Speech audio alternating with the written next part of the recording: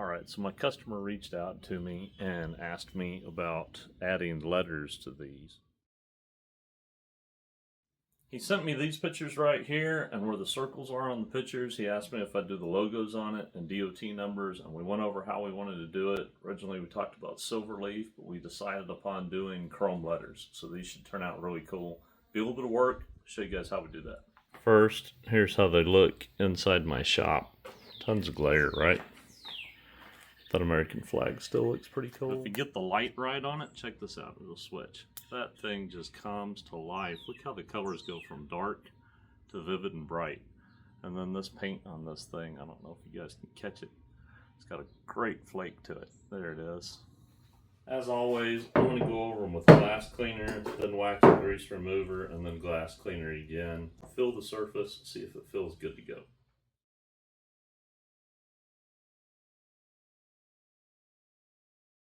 Kind of like this, but I'm not 100% on it yet. I don't know how I feel about the negative space right here, or how this G looks in comparison to this T. I still got some work to do. A lot of times I draw stuff out on paper first and then transfer it, so it's the same on both pieces, but this one's narrower than the other one is. So I'm just going to draw them directly here because I want them to fit the shape more than I want them to be exactly the same, so that one's actually going to be bigger. I'm going to show you something with this. You can kind of see some light lines here. I did almost a grid. I took my triangle here and I used the width of this starting from the bottom and just come up with lines, right? All the way up to make that grid. After that, I eyeballed where I wanted this shape to be, which is the GMM part. Still working on the design on this a little bit, but now I'm going to take this again, and I've kind of sketched about where the shape of that'll be. Figure out the angle that I want on that, which I think is probably going to be about like that. I'm going to take my triangle, I'm going to come here, and I'm going to use this inside part and go again, again, all the way across, creating kind of a grid, but this way I keep all my diagonals the same.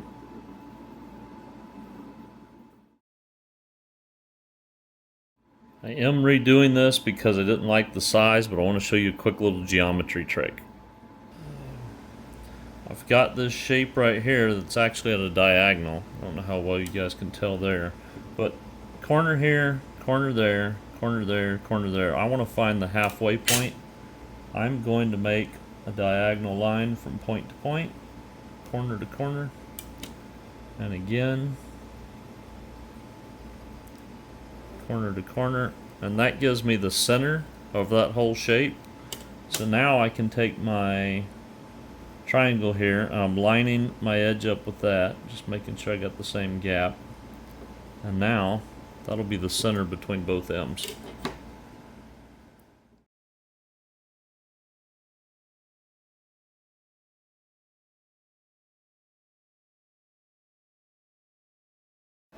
Quick tip if you're using tape for the tops and bottoms of letters, after you get the time to line it up just right, smooth it out, that way all your letters are lined up.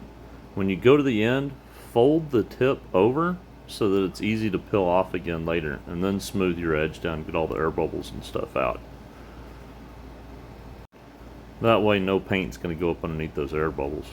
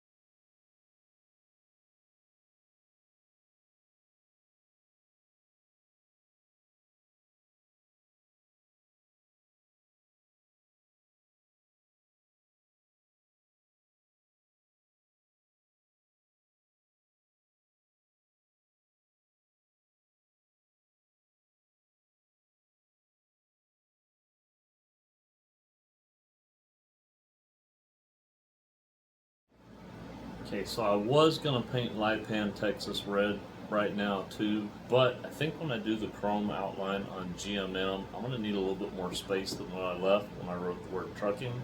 So I'm not gonna do that now, so I can bring both of these down after I figure that out. Alright, I had to step aside for a little while because I had to go out of town for a couple of days. So that let this sit and dry, which is good because I can do more stuff to it than I could before. Hit it with solvents a little bit if I need to clean something off of it. It's given me some time to think about how I want to do the chrome around this GMM part. I think I want to leave some black showing in between here, so that means that the chrome strip's going to have to be pretty darn thin. I think that might work to my advantage though, because if it's wider, it's going to be a really light color and your eye's going to go to that more. Maybe take away from this and take away from the trucking. Need to move trucking down, but I think we're going to try and do this real skinny. Gonna let tape be my friend on this one again. And I'm going to give it, and it's going to be skinny. It's going to be hard to get that to look like chrome. We're going to give it a shot.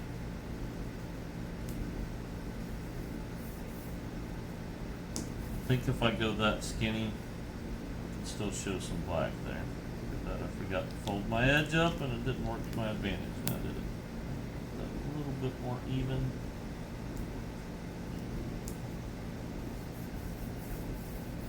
Alright. Smooth that out. Move the top.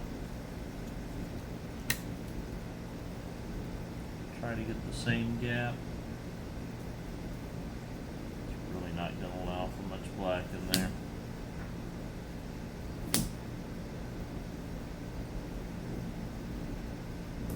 Fold that over. Smooth it. Now don't worry about the sides here because the brush is going to start there and come down. What I am going to do, this one might be a little tricky.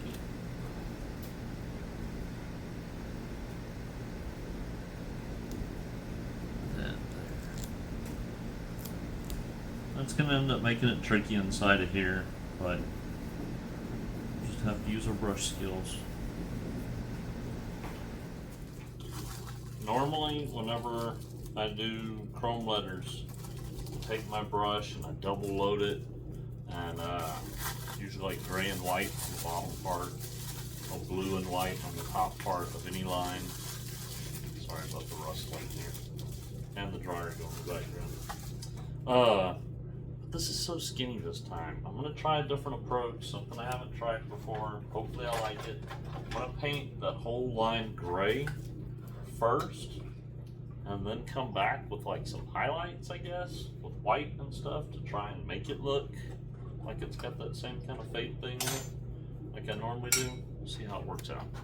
Alright, so I mixed up gray, and I actually didn't mix it up very well, hoping that maybe I'd get some variation out of it. Almost like a variegated dill or something. I don't know. I don't know if it's going to work that way.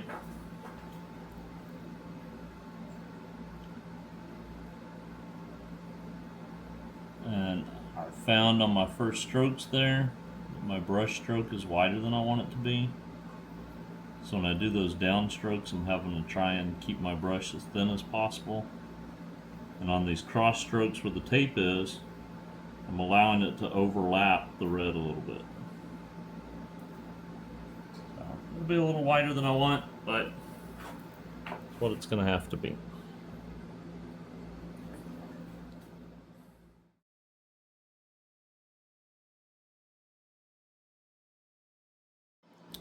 Well, one of my favorite things that people always ask me is, what do you do if you make a mistake? I made a mistake. Let's see if you guys can find it. We'll look at it for a second there. Okay, what I did is when I pulled that line, I pulled it all the way across and I didn't think about these gaps. I got to come in and fix it. That's what we do when we make a mistake. I'm going to wipe that area out and then come back and fix it.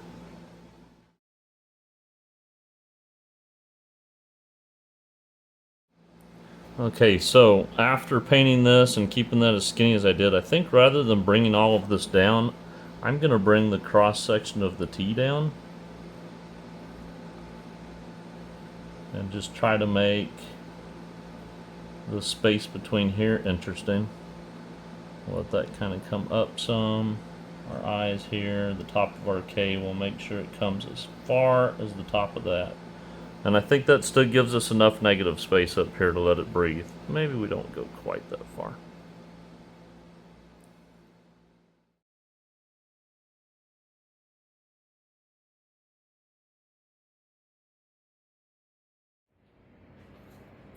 Alright, so I'm doing this a little different than I've ever done it before. I had an idea on how it might work.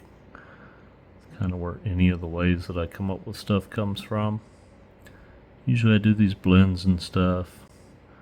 But here I was thinking maybe there's a ridge on top and everything kind of goes down in space, you know, like there's a point, so light's going to reflect one way here and one way there. Try that approach to this one. Starting with that ridge to wrap my mind around where light's going to be.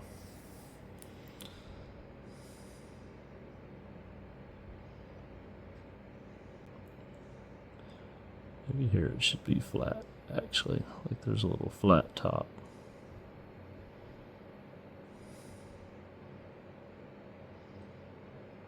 Which means I'll change what I did over there, which is okay. Alright, I usually save white for last, but this is helping me get my mind around this. And I got all the lines on the tops for the whole thing. Kind of skipped forward for y'all. But now I'm thinking if light's hitting this way, it's going to end up hitting this little edge on this side, right? Because it's dimensional. But it's not going to hit the edge on that side. So that'll end up being a dark line. Because if the light's coming from here, that ridge, this pyramid edge, you know, that's blocking the light from this side. So we want light to hit this other side. Which would mean it would hit out here too then. So we're going to outline this side with the white. You know, with chrome, light's playing so much off of it, I don't really worry about things being perfectly straight. Kind of close, but if it's got wobble, you know, reflections mess with our eyes, so it would hit the sides, it would also hit the top. So it's going to hit this top edge, but like it wouldn't hit that edge there. It'll hit this edge. We'll imagine it coming from up there, so we're going to hit this edge. Just going to go across the whole thing and do that. So I'm kind of building up some rules here as I go. Light's coming from that side, right? Hit that top, hit that. Now I've got a shadow that's being cast on the opposite sides here, so it's going to go on the bottom. And I'm not making it very thick because I'm thinking of this as being kind of a shallow sort of emblem.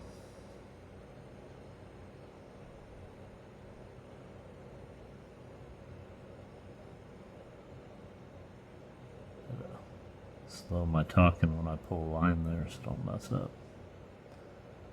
But it's casting a shadow on this side. So we're going to do the top up here too. And just keep going around. Kind of skipping on you guys so that we don't wear you out watching the whole thing. But give you some real time of what I'm doing. And I'm making this up out of my head. I'm not doing this technique. It's like playing chess.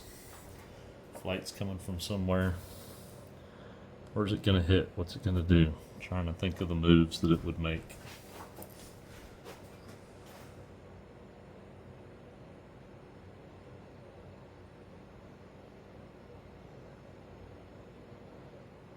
For sure it's going to hit there. For sure it's going to hit down here.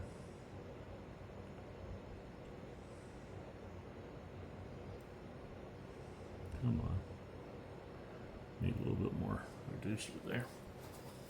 Now I've mixed up a sky blue color. I already put some up there, and I'm thinking, okay, where's the sky going to reflect at?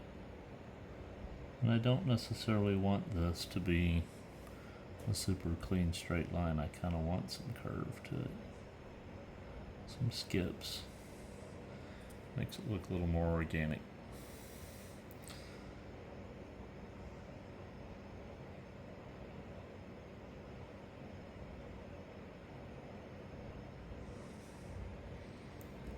here's the thing, we got this little crack right here. Maybe it follows down that side of that. It's not crack, crevasse.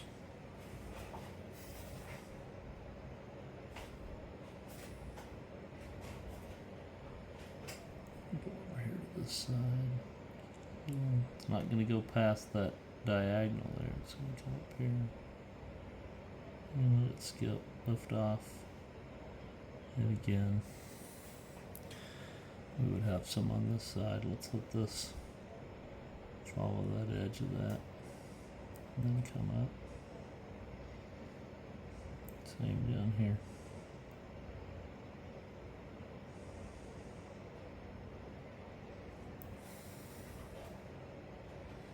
Can't forget this little part.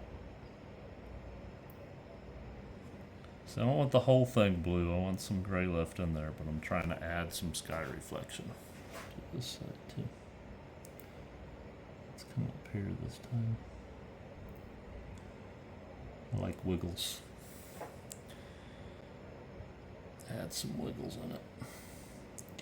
Come up this edge. Wiggle, let it kind of skip out. And again.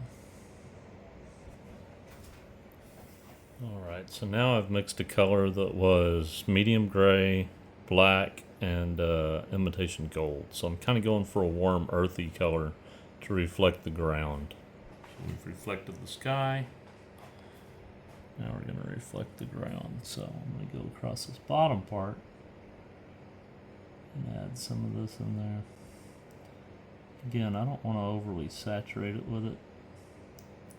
Not trying to fill that shape in with it. Trying to add elements of it in there. I want your eye to do some of the mixing. I want your eye to do some of the mixing. And I hope that I say this enough in here. I know there's other people out there that have other ways of doing this stuff. Comment. Let us know how you would go about doing this. Let us learn from each other.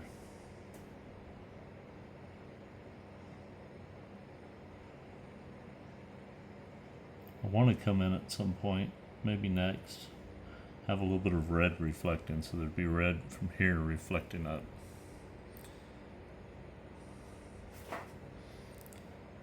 So I'm going to take here and let this kind of help this prismatic look that I'm going for. Building that sort of triangle in the corners. As I'm going through and doing this, I'm realizing I only want this color to be on the parts that are reflecting down. So these sides right here aren't getting that light from this direction, but I don't think I want to put this there. I think adding reds in there, maybe even black from the color of the surface we're painting on, but I think I'm going to avoid this color on that. Got to think of chrome as being a mirror, right? We're reflecting the ground if we're reflecting down, we're reflecting the sky if we're reflecting up. This way, some sky, maybe some of this black over here from the truck, and then red's going to come on some of these, but over here it won't because there's no red out here. So, alright, I wanted something darker than the warm gray on that side, or neutral gray, but lighter than that. So let's see. Oh yeah, this is it. Again, I'm trying to make it so that your eye is doing the mixing this go around, because it's too small for me to do actual blends. I'm going to do, I guess I could call them optical blends, let your eye blend it. You know, historically with art, like you talk about somebody like George Seurat, who would do that. You hear the term pointillism. Those guys did that. I think Seurat's associated with them. So again, I'm not filling the space. allowing some space in there so your eye will mix the colors.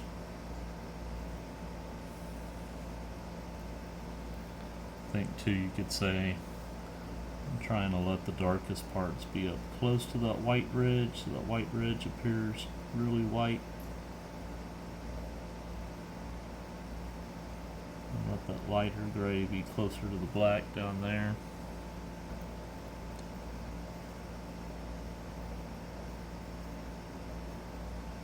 I think in art you make your own rule structure in every painting that you're going to follow.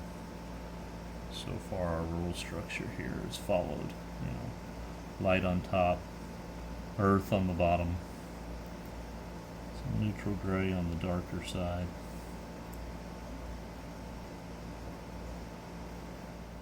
Alright, so the rule that I'm making this time, red is only going to go on parts that face red, but don't face the sky. So that faces red, but it also faces sky. So I'm not doing it there. I've done some here, here, here. And the other thing that I'm doing, I want it really, really thin. I'm letting it be kind of dry. I'm not mixing any reducer in this paint right now. And I mix this just like I mixed the red we used before. It's a little red with a little maroon. Letting it kind of be dry. So it sort of skips, creates a really skinny line.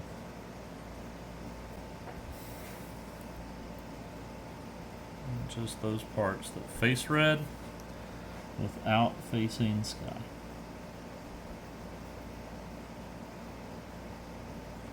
Not trying to take over. Real skinny line. Now here, this doesn't face sky and it faces red, but it's not one that we put our ground color on. So red can kind of steal the show in there a little bit. Really skinny though. Alright, so we're starting to look kind of like chrome. But I think this step and the next step are what's going to seal the deal. And that's a little bit of black. So I'm going to go places that I think would reflect black, right? And places that are going to accent that white line that we put in the middle.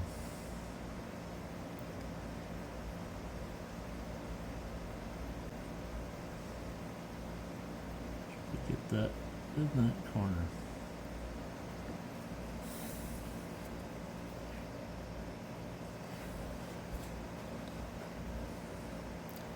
This is such tiny stuff. Don't know that I want to do black on that side. That side's still kind of reflecting sky. I'm going to keep black off of sky sides. And let it create some little shapes. And I don't want it too close to the black down there. I want to keep it kind of far away from it, because contrast is key here. There's not much contrast between this black and the black of the body.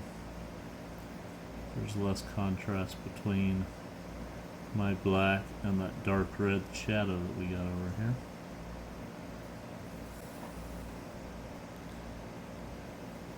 Look at it up close. It's one of the things I really like about doing chrome. Up close, it's kind of just a mess. Sort of an abstract painting of whatever surrounding it is that it's reflecting.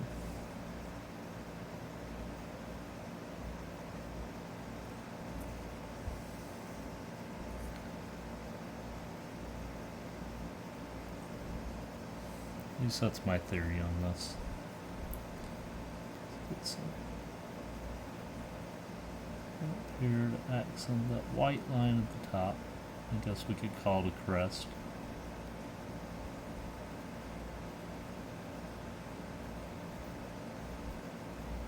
I don't really want this to touch that black in the corner, but I want it to kind of mimic it a little farther down. I'm just going to keep working around and doing this. Trying to accent stuff by adding the highest contrast.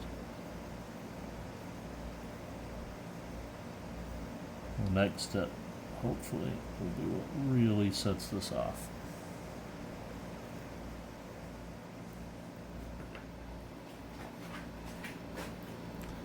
Alright, so if you ask me, it's really starting to look like chrome.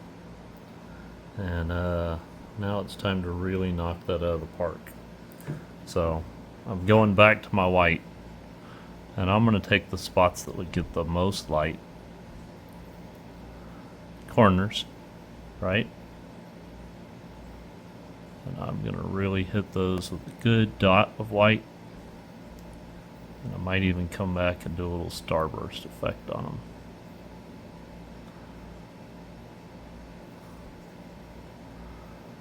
Get this done first and see how it looks. So here I don't think as much light would hit, but maybe that little corner. Maybe this one catches a little bit, but really those top corners of stuff. Maybe we get a little here. Down in that little crevasse. And if I did it in that one, I gotta do it in this one. This one. Right? Keep things uniform.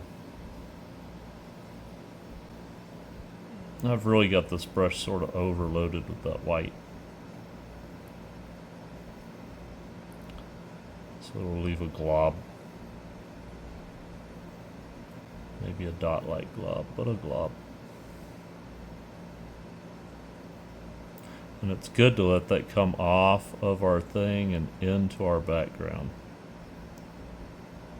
Right?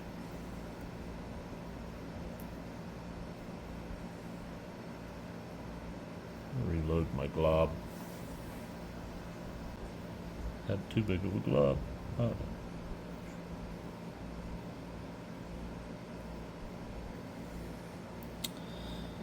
I don't think it's going to come off of those corners. Maybe these corners. That might be all the spots that I need that. Yeah, let's go in here. In here. And I think I am going to give it a starburst effect. So what I'm going to do is take my brush. Hopefully I don't have too much paint in it.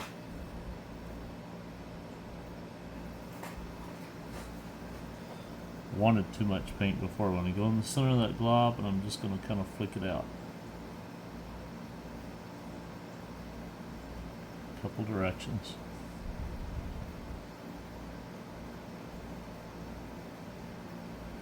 Want some longer than other ones. Let it cut across stuff.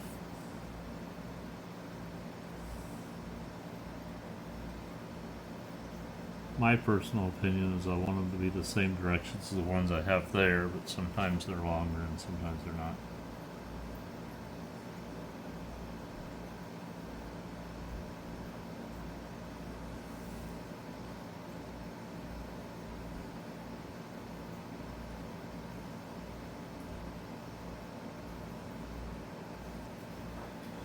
Up here too.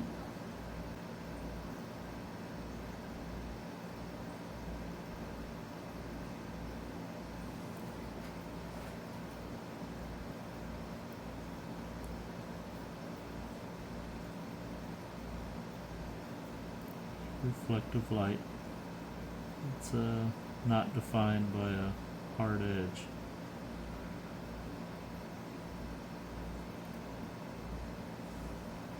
A little bit here.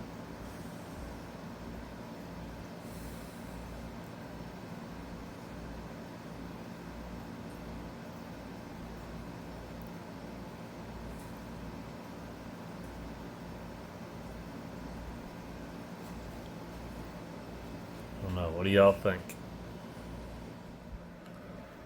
Alright, this is actually the second one of these. I was showing you guys the bigger one for the GMM part.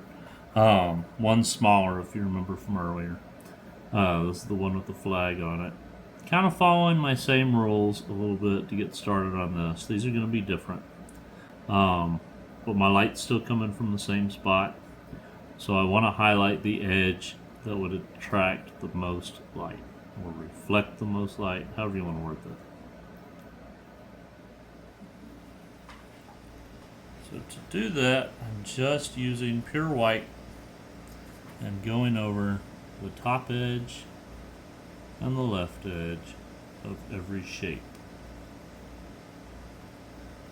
anything that faces top left. So like even the inside of this little C right here. A little bit more paint.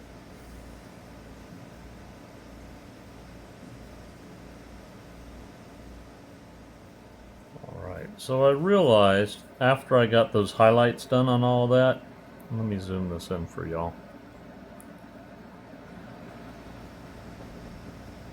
Alright, after I got those highlights done, these lines are a lot like those lines. So I'm going to treat it the same way. I'm going to go through, I'm going to pick the center, and we're going to let above the line be the sky, and below the line be the reflection of the ground. So it's going to be a lot like the same process that we had on GMM there. So I'll probably save showing you guys too much. We'll catch a little highlights here, but overall I think the idea is the same. I don't want to sit here and just repeat information. So I'm going to fast forward what we're doing after this, maybe skip a few steps, and catch you guys a little closer towards the end. On second thought, let's just turn it in to a hyperlapse.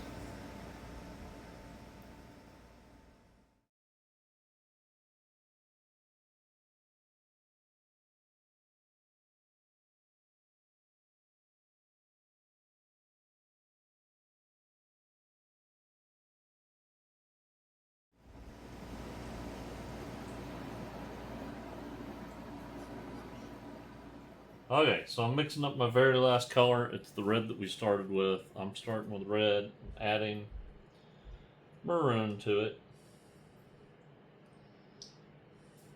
Mix that up. I would love it to be right out of the bat. This chrome process is fun. This is maybe one of my most favorite things to paint, chrome letters. Used to paint realistic paintings. Got prints of them on the website. You ought to go check that out. But I do chrome bumpers and stuff, and I really think I learned a lot about chrome from that. But I look at other people, figure out how they do stuff. If you guys are looking for some stuff on YouTube, Glenn Weisgerber has a video where he's doing some chrome letters that are awesome. Learn from that. If you go to Instagram, learn a lot from looking at people like Paul Quinn, Bert Quimby, Brian over at Lines and Letter Designs. I don't really think of too many other people that are doing a lot of chrome letters and stuff. But look at what people do and deconstruct it, figure it out. Let me go see if this works. All right. I feel like I got that color just perfect right off the bat. So now we gotta do the last little bit here using a dragonfly brush. These were developed by Ted Turner, and if you get an opportunity to find his stuff on the internet somewhere, such cool work. I just don't see that much out of him anymore, but truly creative.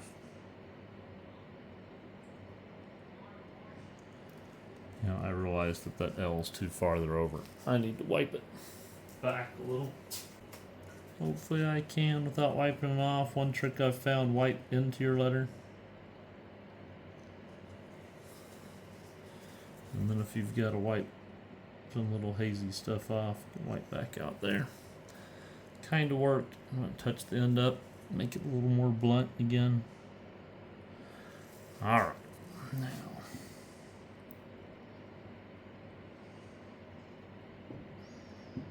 let's make this cursive.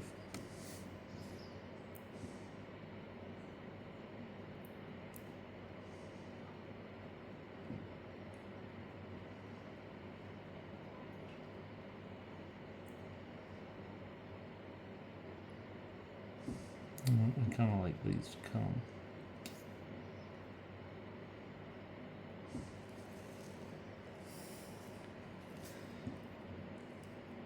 It's actually really cool. This job and another one that I just finished yesterday are the two closest trucking jobs that I've had to home. Of course, this one I'm getting to do at home. Lipan's not too far from where I am. And the other one that I got to do was Stephenville. It's about an hour away, so I was able to make it home for dinner every night.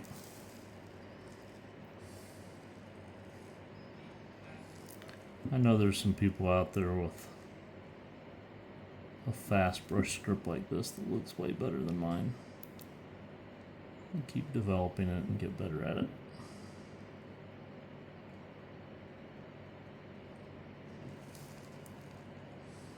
Let's make that T come down a little bit more. Kind of be the size of that L.